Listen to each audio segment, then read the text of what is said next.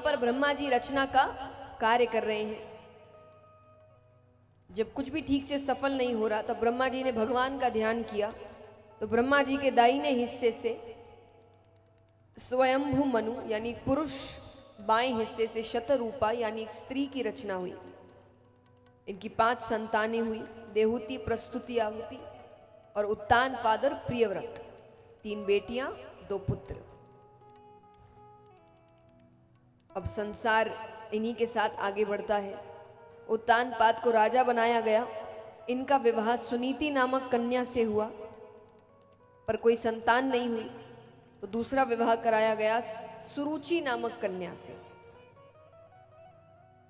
अब वो इतनी सुंदर कि उसकी सुंदरता के आगे राजा सब कुछ भूल जाए।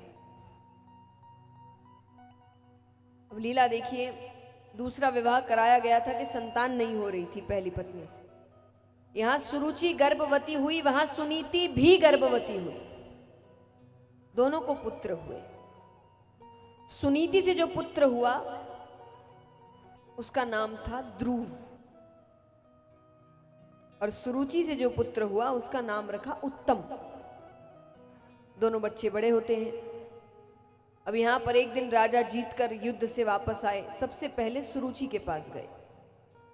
अब कमरे के अंदर है, सेवकों से कह दिया किसी को कमरे में मत आने देना। अंदर राजा है, रानी है, उत्तम है, पारिवारिक समय बिता रहे हैं। ध्रुव जी को पता चलता है, वो तो बहुत प्रसन्न हुए, पिता जीत कर आए हैं। दौड़ते हुए आते हैं, पूरे महल में आवाज आ रही है, पिताजी पिताजी पिताजी। कमरे के अंदर प्रवेश करते हैं। अब बेटा है तो सेवकों ने भी नहीं इतना रोका। शुरू में कहते हैं 1-2 बार नहीं जा सकते, पर वो जब नहीं मानते तो उनको लगता है बेटा ही तो है, क्या करेंगे।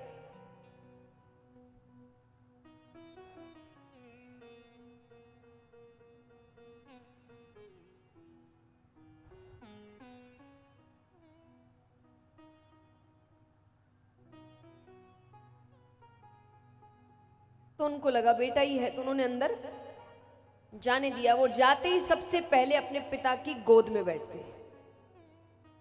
अब सुरुचि को अच्छा नहीं लग रहा।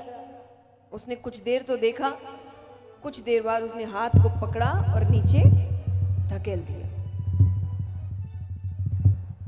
अब यहां ध्रुव अपने पिता को देख रहे हैं कि वो कुछ नहीं कह रहे। वो कहे आप इतना बदल गए, विश्वास ही नहीं होता, ऐसा क्या कारण हो गया। सुरुचि कहती है कारण अपनी माता से जाकर पूछ। बोले आप भी माता हैं, आप ही बता दीजिए।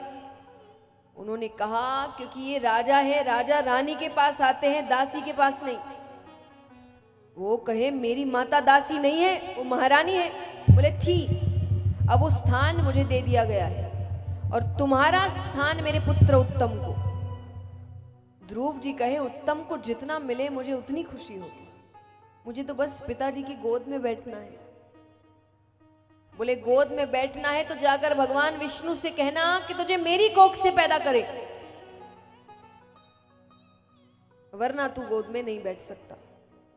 डांट कर भगा दिया।